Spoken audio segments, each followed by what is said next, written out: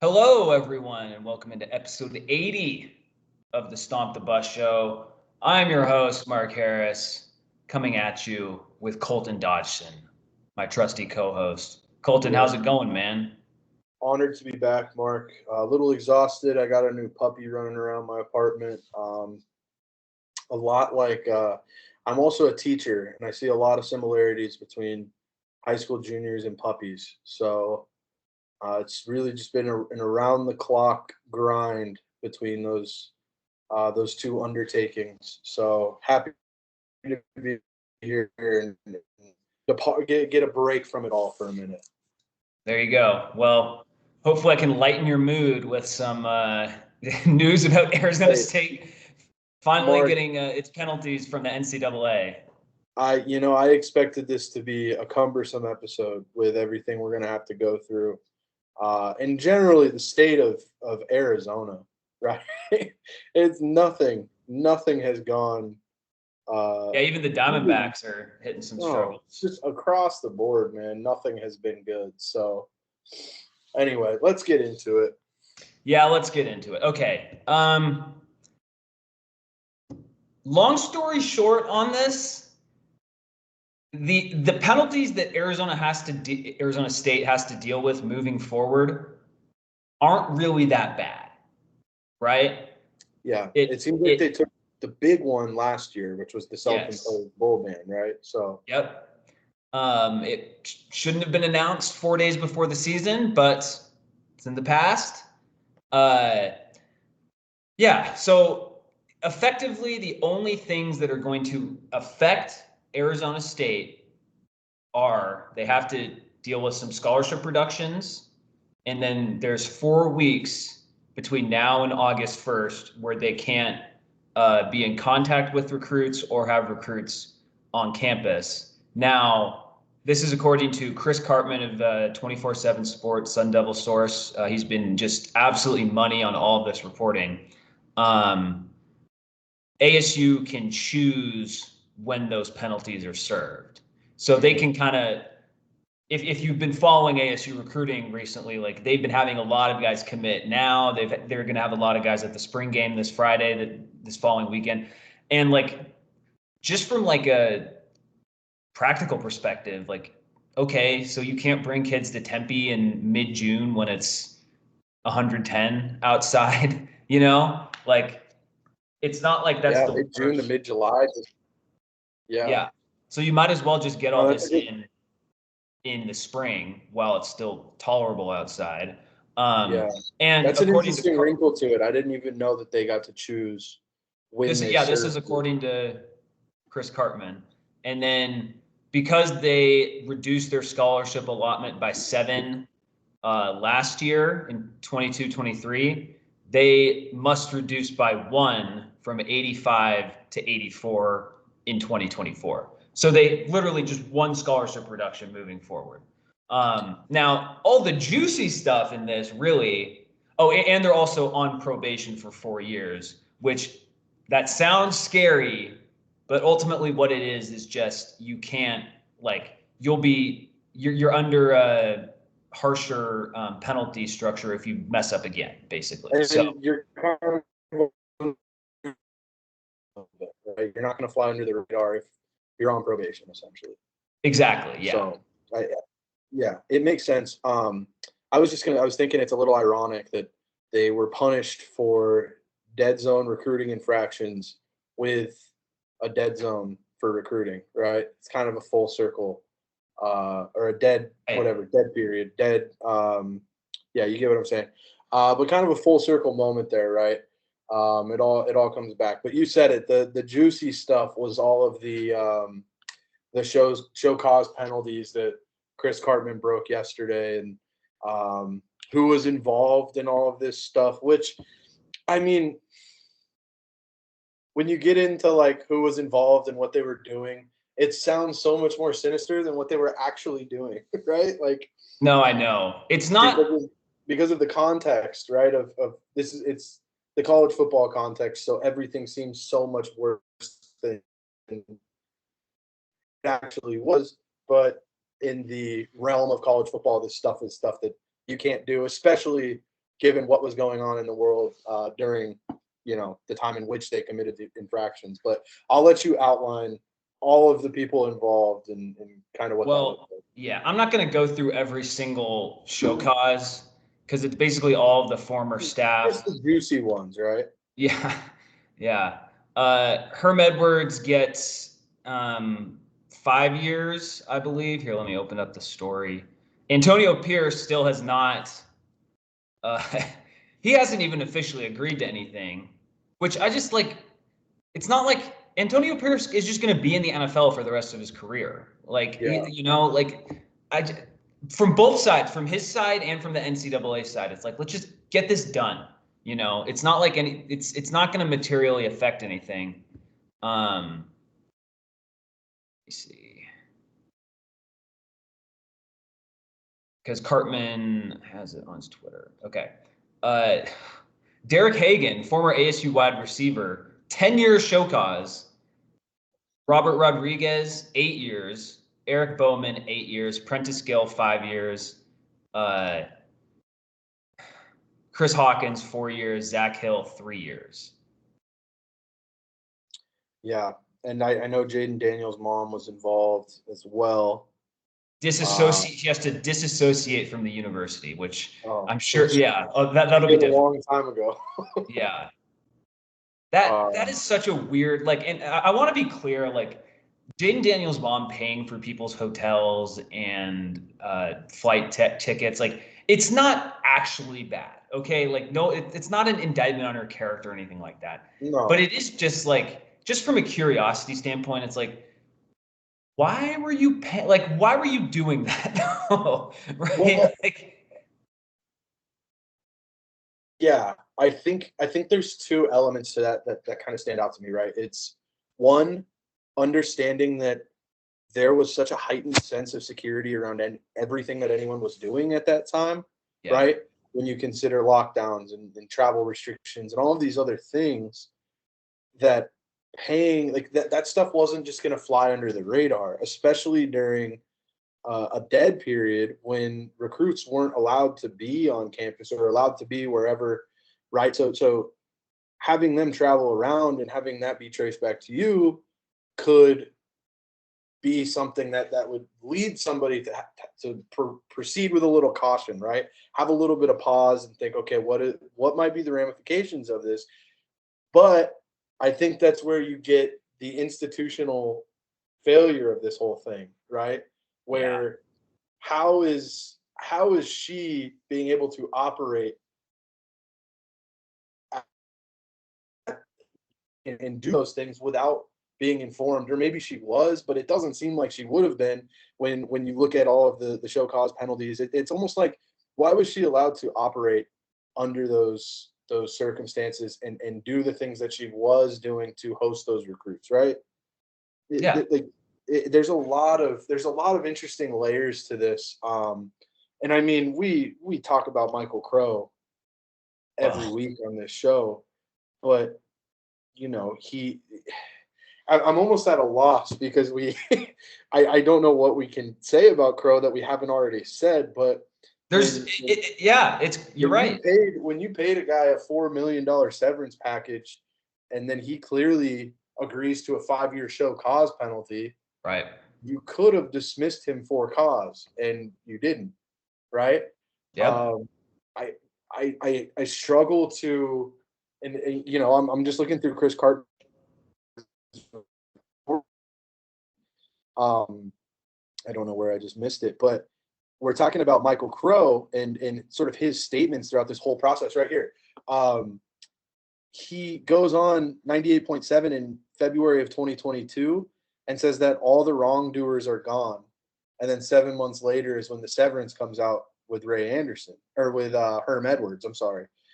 So it's either an institutional failure, he has no idea what's going on, or it's a lie, and both are awful, right? It's an institutional failure because it's a lie. Yeah. I'm sorry, Michael Crow. We've called you a lot of things on this show. We have never called him dumb because he is not dumb. And you can't just play dumb, be like, oh, I didn't know. And it's like, no, come on, man. You just, No, and it's funny, like, Herm Edwards wasn't dismissed, mutually agreed to part ways, whatever, because he wasn't fired, whatever, quit. That was because they lost to Eastern Michigan. That was not because of that, like, that wasn't because of or that wasn't directly because of the NCAA investigation. That was because they lost at home to Eastern Michigan. So like, like it's John Wilner from the San Jose Mercury News just wrote a scathing column today. You can find it on Sports 360 AZ. Just details like, hey, like, this is taxpayer money that's going to a a football coach who should have been, like, you lied about him not knowing about any of this, and then he admits to doing it, so therefore, like, he should have been fired for cause, and then you would have kept. It's just like, man, like, it's just another list of examples of just how um poorly ran this athletic department has been. And Crow's a part of it. That's the thing. Like, this is why I can't totally go on the Crow doesn't care about sports boat, because, like, I think he does care. I just think he's completely, like, just has bad instincts. I don't know if he cares about sports. I think he might care about the optics, right? Like any Well, black that's guy in the fair. university, any black guy in the university, he's trying to protect the optics, and it's kind of like it shows you that he's aware of the impact sports can have if he's trying to, PR this, so to speak. Yeah.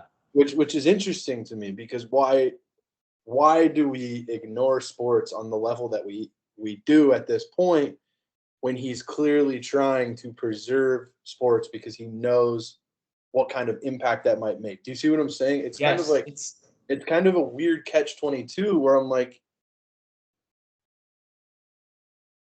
why did it matter then? But now we're just going to move forward with no athletic director. Like, I don't know, but I mean, It's Chris Cartman crazy, goes on to dude. tweet that He said in an earlier interview this year that they would have an athletic director by the end of the academic year. The academic year is going to wrap up in like 2 weeks. It's almost done. I think it's already over. It's close. Yeah, exactly. Like, College ends quick. My high school year ends in 3 or 4 weeks. College right. ends like a month and a half before that almost. We might already be there. We're going to start seeing graduations here soon. Yeah. And there's still no athletic director. ASU is joining a new conference that has never been in 2 months and like a week. It's just ridiculous. It's just absolutely ridiculous. So yeah, like, ultimately, like, people can be mad at Ray Anderson and Herm Edwards, and, like, deservedly so. I'm not here to, excuse them of any of that. But, like, Michael Crow, again, he's the one who's been at ASU for 20 years, 25, 24 years, I guess. Like, he is I think a lot of university presidents would have stepped in if they caught wind of, like, their athletic director hiring.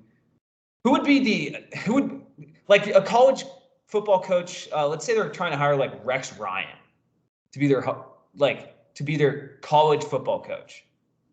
I think a lot of athletic directors would have been like, yeah, we're not doing that. He hasn't coached in college before, right? Yeah, it's brutal. It just strikes me as like, you know, like when and Billy Madison, when the dad's trying to give the company to Billy and he's like clearly not ready, and he's just kind of like, well, that's what you do. It's just kind of like out of sight, out of mind a little bit. Like, just let them run the company. The athletics is the company. It's so strange. He just seems so absent when it comes to sports, and this is what happens, right?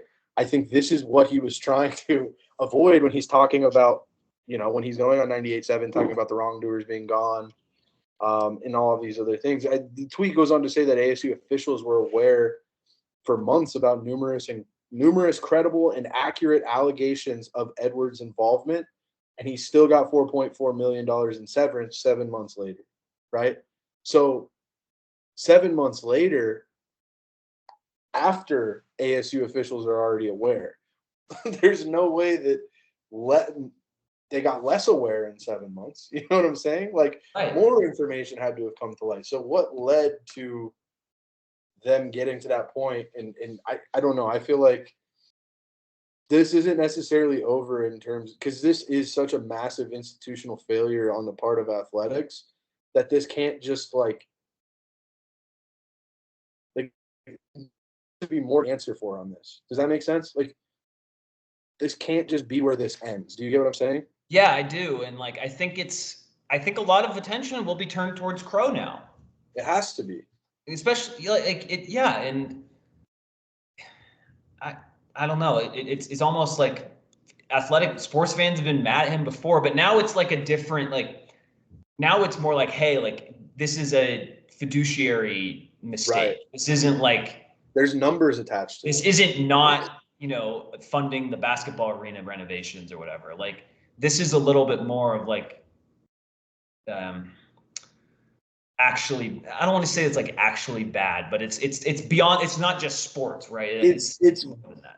Fiscally irresponsible. Yeah. Like, somebody was, we can't speak to whether or not Crow knew when, the severance was paid out. We can't speak to, like, obviously, I don't know. Hey, though, the fact that he didn't know is an issue. And now, what do you do if you're the Arizona Board of Regents, right? ASU just paid this guy $4.4 million when they could have fired him for a cause. He got a severance package when he was fired for a cause. He should have been fired for a cause. You get what I'm saying? Right. No, I know. I'm kind of at a loss. Like, I'm stumbling through this, and I'm because details are like, I'm working through details as I'm speaking, and I'm trying to make sense of all of this. It's just such a mess. And you mentioned it. People have been mad about athletics before, but I think that's all based on personal perceptions, right? Like, our basketball team should have a new arena, or this should have this. And we're all talking about what we think and what probably objectively would put athletics on a stronger path. But we're looking at numbers. We're looking at proof of there's no in between, either a blatant lie or lack of institutional control, right? Yeah. Like, it's just crazy to me. So as much as we were at a loss thinking about, like, Crow's not dumb, but how could he be this ignorant when it comes to sports? Or maybe ignorant's not the right word, but this disinterested when it comes to sports. Yeah. Now it's like, I don't know. It's embarrassing, like, to have come from this school. Like, I'm truly embarrassed. Yeah, well, they're giving us a lot of like reasons to be, that's the thing. Like, we're tied all time with SMU for the most NCAA violations. And like, again, like, I'm not here to like, to show for it, with nothing to show for it. Yeah, we went 8-5 in 2021. Woo! Woo! Oh yeah, we have to vacate those wins, which, like, who gives a blank? But no, it's just like, it's just, you see other schools in our similar boat. Like, I don't compare ASU to like Georgia or whatever. Like, we've had this discussion on the show many times. Like, just control what you can control, put your best foot forward, try to engage the fan base, right? All these like not simple, but like normal things. And instead it's just, and focus on the main, the revenue driving sports. And it's like, we're actually going to do it this way. You don't know. So I don't know. Maybe like there will be a deluge of people writing into the Board of Regents. I've done that a few times. They just say like, thanks for your input, but I don't know. Maybe if there's a lot more people that do it, then it would affect some change. I don't know, but We kind of have something. I don't know if you saw this. It dropped 18 minutes ago. I didn't then. So this is the athletic director. So we might have a little pivot here, but I think this is pretty wild. Arizona State Executive Associate Athletic Director Graham Rossini was considered favorite. This is Brett McMurphy. I'm sorry. Brett McMurphy tweets. Oh, geez. Okay. Wow. Was considered favorite to replace AD Ray Anderson, but his candidacy is now in question, sources told Action Network. This is due to growing backlash from major donors after ASU's NCAA recruiting violations, including 7 show cause penalties, and former coach Herm Edwards' financial separation details surfaced under current administration. And then Chris Cartman quotes this and says, Crow had been preparing to present Rossini as his target to the Arizona Board of Regents as soon as tomorrow. So he was ready to present Rossini tomorrow. Reporting can change things. Boosters can change things. It has happened before. It can now. There's been backlash through today behind the scenes. The backlash is not about Rossini personally. He's generally well-liked. But there are concerns by prominent individuals about making any internal promotion given what has transpired in ASU's athletic department in the last few years. Well, that's last sentence. Yeah. I actually feel, I'm going to start with this. I kind of feel bad for Graham Rossini because he 100%. Has done, as far as we know, he has done nothing wrong. But right. I totally agree with the boosters being like, why are we doing an internal hire? Why are we it's, right.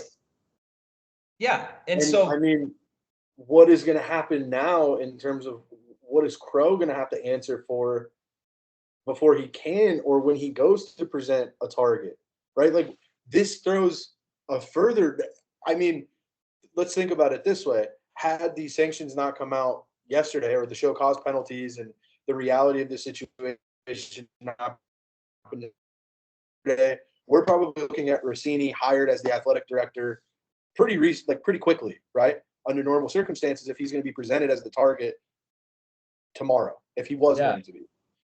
How long does this now delay this process? Oh my gosh. Okay, I'm still. This is crazy. All this news in the past 7 days. I can't even do, you make fun of me for being on my phone all the time. I can't even keep up, man. I put my phone down for an hour. And how did I see this before you? Yeah, that's, dude, I got to read this again. So, yeah, so it looks like he was going to present Rossini. Now there's some candidacy, or it's in question because of the show cause penalties, which, again, if that's what's leading to this questioning surrounding Crow's preferred hire, what happens to Michael Crow now? Okay, so I have a quote tweet from Jeff Metcalf. Okay. From the Chris Cartman quote tweet of Brett McMurphy. Graham Rossini returned to ASU athletics that's a key phrase, in March 2021.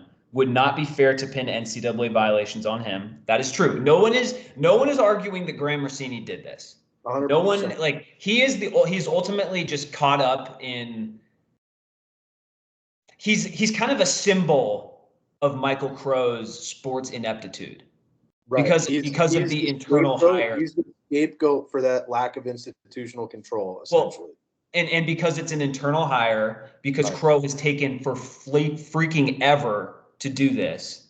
And so you have these boosters from the outside, justifiably so, saying, hey, Rossini might be a great guy, all this, but why should we trust the inside of this athletic department to fix this when there are qualified ADs? Hello, David Benedict from UConn, out there that are qualified. So I'm going to finish this quote tweet. Not only that, but there hasn't even been due diligence done, actual tangible due diligence. I'm talking interviews, things like that, as far as we know, for any external candidate. Right. So why all? No, that's what. Yeah, that's what Jeff was saying. So, whether next ASU should be from outside is a legit debate. He replies, no indication ASU is prepared to make an outside AD hire. So what a shit show this has been. What an absolute shit show. And again, who's on top? Who's responsible for this? Michael Crow. Again, he wants to fill this void as fast as possible so it will go away. if he cared about finding the most, and Rossini could easily be the most qualified candidate. But how do you know that he's the most qualified candidate unless you do your due diligence on outside candidates as well? You know what I'm saying? This has not even been a large scale search. This has been whatever. We'll just promote somebody from within. And that's so unfair to Graham Rossini, who you said returned to ASU in 2021. Obviously, a lot of this stuff happened right around that time, but nobody is pinning any of this responsibility on him. He's sort of wearing the mark of ineptitude because of the athletic department that he's involved in. And it's all the fault of his president and the decisions that Michael Crow and Ray Anderson have made. And now it's like, what is going to happen? How long is this going to take now? And what does the future hold for Michael Crow, given what has come out about Herm Edwards' severance? Yeah.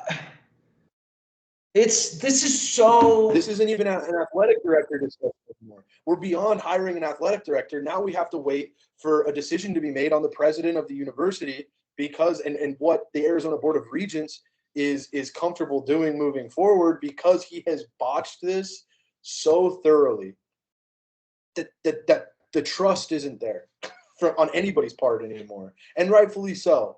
He has bungled this to such an insane degree that it's mind-boggling. And this would have, if they just hired an experienced athletic director in like January or February. This is the thing that's like you interviewed people for it, had an actual search. Yes. Well, it's like the meme where it's like, why can't? Yeah, it's like the meme where it's like, why can't you just be normal? And it's the person in the back going like it's so maddening. It's so maddening. All these other schools that we've talked about this on the show forever. It's like, oh, they just hired another, like they just, it's just like the guy from UConn 100% would have taken this job. We read the Arizona Central article where he's like, oh, I haven't thought about the job at all, but whatever. It's like, dude, anyway. Oh my gosh. Dude, this is the craziest part for me, is all we are asking them to do, all we are asking Crow and this athletic department and everything else, all we are asking them to do is do the bare minimum. Have a search, have anything resembling a sense of urgency on this. And what comes out now is that Rossini was the target, right? Great, that's fine. But if you're, they should have just hired Rossini in December if they were going to make exactly. If he's been in the building, like, why? If that's your choice, why is he not hired yet? Yes, it's just like, it shows that this has not been a priority for him one iota. He was completely fine leaving that void in the athletic department, because how can you sit there and think that Michael Crow gives anything resembling a shit about athletics when this position is not filled and his preferred candidate was somebody within the department that he was going to present tomorrow? Yes, it's on the bottom of his list of things to do. It's insane. It's insane. Gosh. It's that classic wants to be the smartest guy in the room, and it genuinely looks like one of the dumbest people alive, which is weird. I don't understand how somebody with that number of degrees can look so stupid. Crazy, man. Oh my gosh. I don't even like it. That's the thing that's so frustrating. It's like, if you had just done an internal hire, like I said, like just in December, January, whatever, like, I'm not saying people would have been thrilled about that. I'm not, but whatever, like it's better than waiting 5.5 months. And then because of your previous screw ups as university president, boosters are like, hey, like, what are we doing? Like, why are we doing an internal hire? And I'll have to say it again, like, Graham Rossini's done nothing wrong. He has done nothing wrong. And he might. This is not about him at all. This is not about him at all. Yeah. If he interviews for the job and some outside candidates interview for the job and it's ultimately him, it's him. He was the most qualified, right? But man, I there's nothing more I can say that I haven't already said 7 And times. there's But this is yeah, just so insane to me that this could have been botched to this degree. And like, if you're Michael Crow, I don't know. Athletics is part of your job. You're the president of the yes, university. yes, As much as you don't give a shit about your job, and you have failed at part of your job. yeah, What happens if you fail at part of your job? right. I No, I it's know. And insane, man. ultimately, this doesn't come down to the athletic director. It comes down to who's hiring the athletic director and Yes, the and who is processes empowering the athletic involved with director that. to make the decisions that he is, right? Yep. Like it was kind of like Michael Crow wants nothing to do with this, so he wants to hire somebody to run it, which is great. But when you're not checking that person, when you're kind of just blindly signing off on what they're doing and backing them and doing all of that, that's when we get into positions like this, right? Yeah. Which is now a mess that I'm like, how is this? Man, I feel like every week when we do this show, we talk about all of the bad stuff, which there's plenty, right? Everything going wrong. We talk about all of that. And then we ultimately circle back to football season is important because we need something to like be proud of again. And I don't understand how anybody scales the mountain of shit that has been created by Michael Crow. Dude, if you're Kenny Dillingham at this point, you just got to be waiting for Crow to retire. Like, that's Dude, the entire anybody who even kind of enjoys ASU sports, right? I get it. Not everybody cares about sports, but anybody who mildly enjoys turning on a game one Saturday in October and watching ASU with a couple friends because you're an alumni. You have to be waiting for Michael Crow to retire. Like you need this guy gone. yeah. People who really care about the teams, people who watch these games, Well, people who talk about these teams once a week, right? On a podcast. Like we have needed this guy gone for however long now. yeah. And like this is horrible. This is horrible.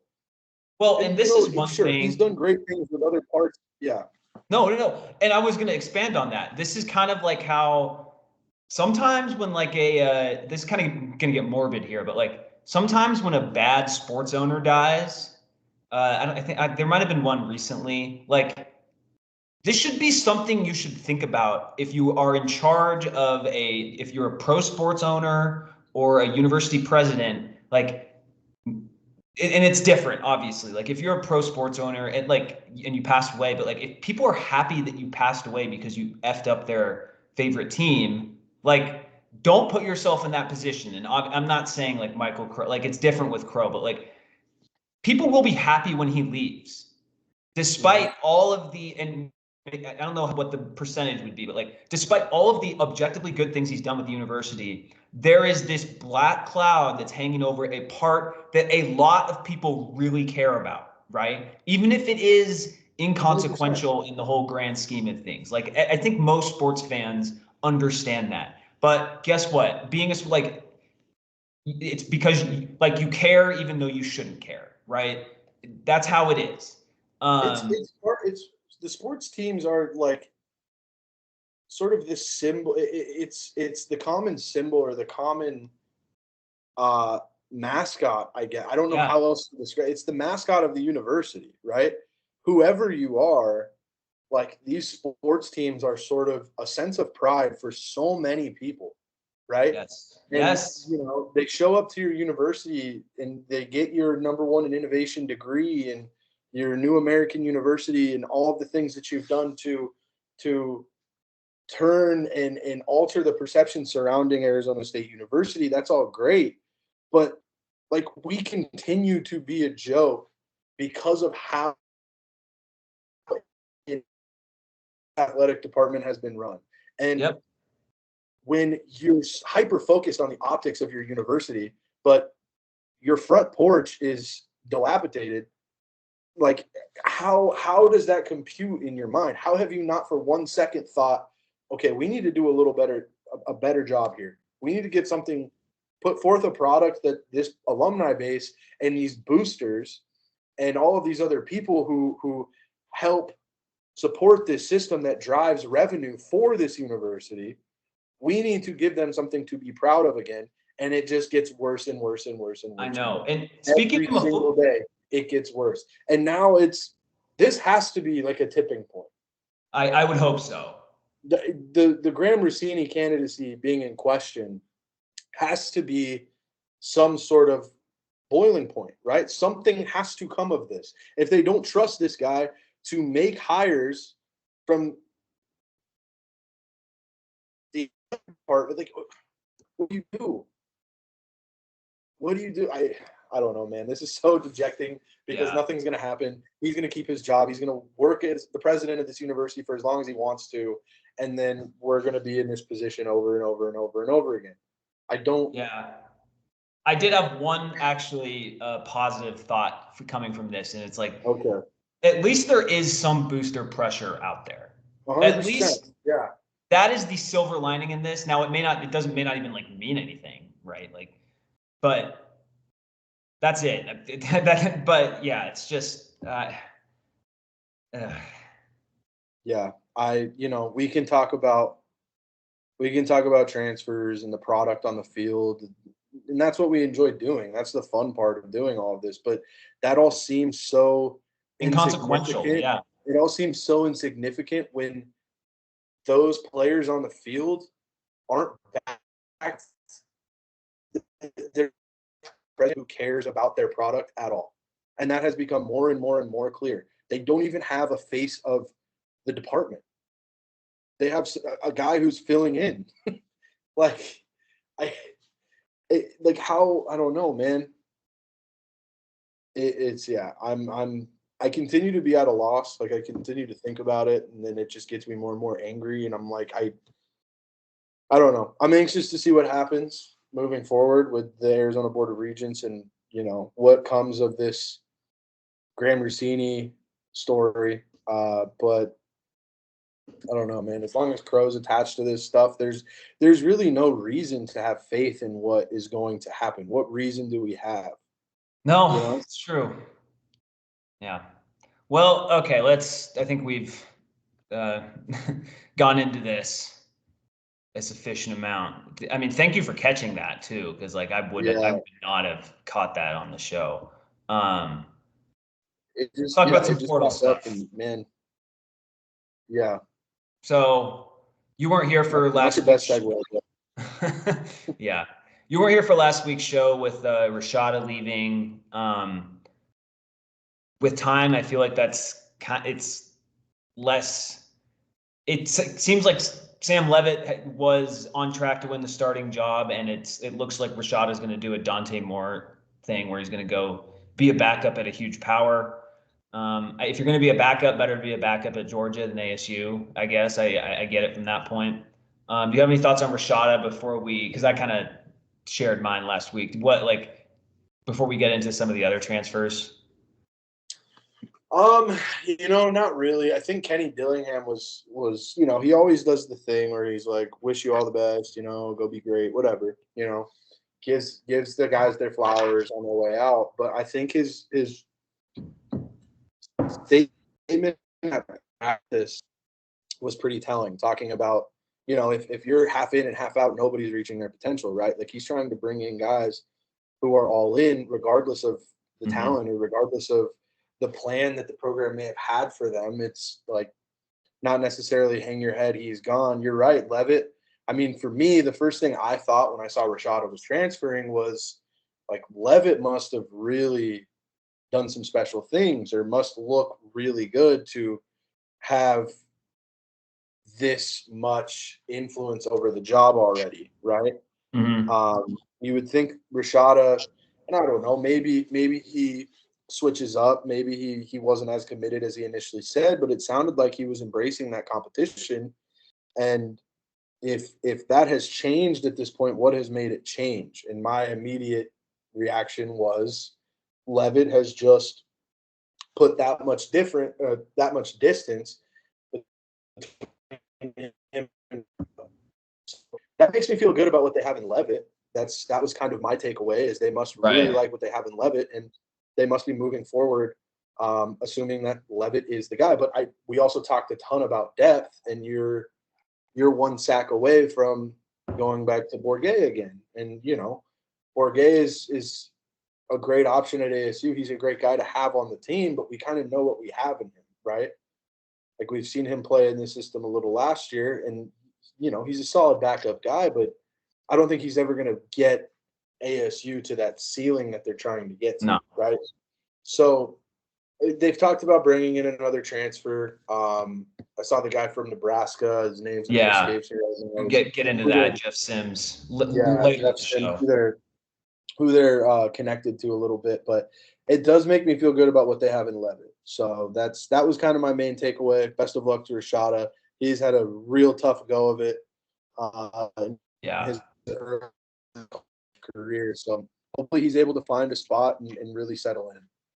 For sure. And it's tough to keep two highly touted quarterbacks this day and age in college football, like, unless maybe you're one of the tippy top schools, someone's going to leave. Like, it's just, there's only so much playing time, like, that's just how it is. So good luck to Rashada. Nothing against him. Anyway, some of these other transfers. So there's two that I don't really think are that consequential. That would be tight end Bryce Pierre transferring and defensive end Garen Stansberry. So Stansberry was reportedly lower in the depth chart. Understandable why he left. Pierre, I saw a quote from Coach Jason Mons, like, that he had made it sound like this was partially a depth chart related move as well from him. And even, like, Bryce Pierre's a good college football player, but he's not like a difference maker, And so, well, it'll be interesting to see where he ends up. But ASU actually just brought in another tight end today. But two that there's no spinning it is Elijah Badger moving on. I mean, that's not good. It's not good. And Ed Woods, cornerback, hitting the portal. It is true that I think both of those groups are pretty deep. Like, the wide receiver room is pretty deep, and people have been talking about how good they've been this camp.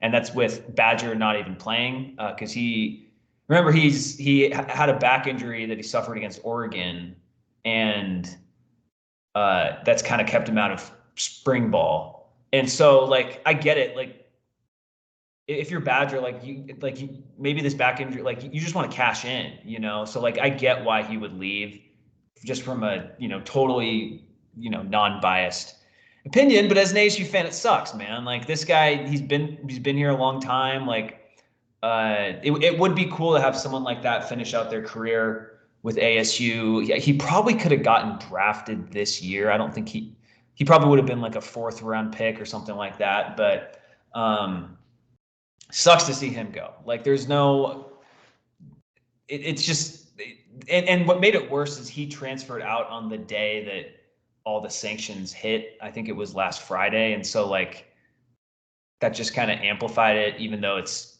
a totally separate transaction. And then you also got Ed Woods leaving, and he was one of your better cornerbacks. I think like they'll be fine without him, but you'd still rather have him. So what are your thoughts on those guys leaving? Yeah, it seems like receiver is a position that they're slowly, or I guess subtly is a better word, like under the radar, developing a little. It seemed to be really showing up in camp. I was trying to find some names that have stood out to some of the beat reporters there, but I know Jordan Tyson has been one. Troy O'Meary. Yeah, O'Meary. Scatabo has been an insane weapon. Jake Smith. He'll continue to be Jake Smith. It seems like there's a lot of depth in that, not only receiver room, but like weapons, guys who can play the slot, guys who can motion out and play in different packages. So, it's sad, it's tough, right, to lose your most, I don't know, established, accomplished receiver, right? Yeah, but that's kind of part of it. That's kind of part of the era of college football that we're living in. And that's something that I'm sure this coaching staff has prepared itself for.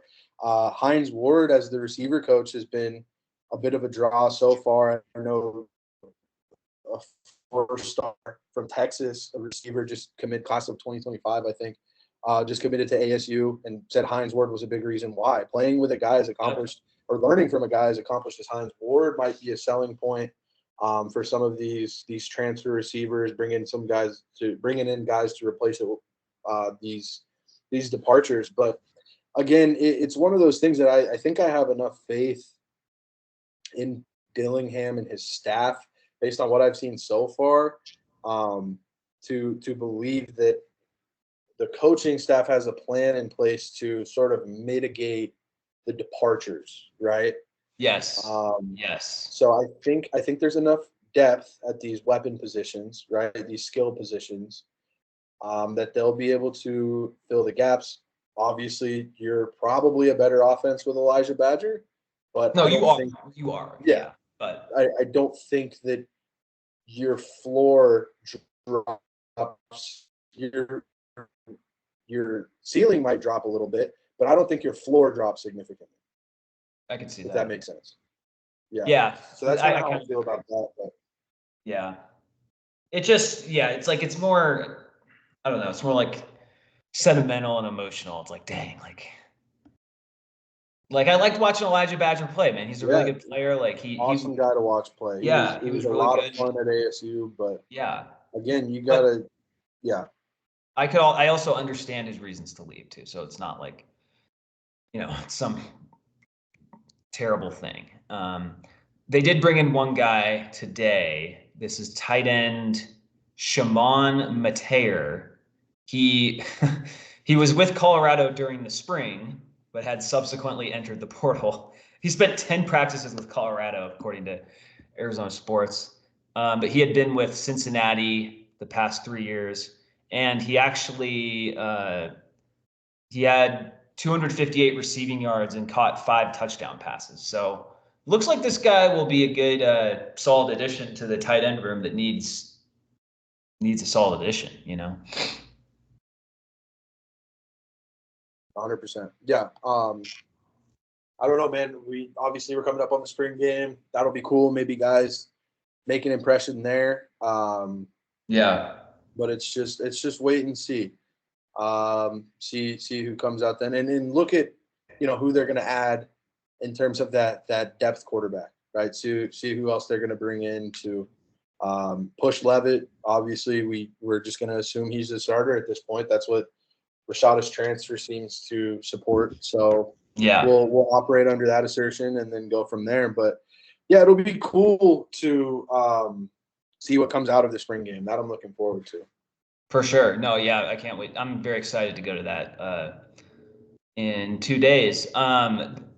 Before we move off this, what I do like about this guy Mateer is that he has real production in college. Like 23 receptions for 258 yards and 5 touchdowns, like 6'5", 250, 250. Like that's a legit tight end, and like those are legit numbers. Like 5 touchdowns for a tight end is that's nothing to sneeze at. So like, and I mean his yardage total is pretty good too. Like if you're not the top receiver in the offense. So it's a good pickup. I like that pickup. Speaking of good pickups, ASU, as of April 24th, is 18th out of all the teams in the 24/7 2025 recruiting rankings. 18th.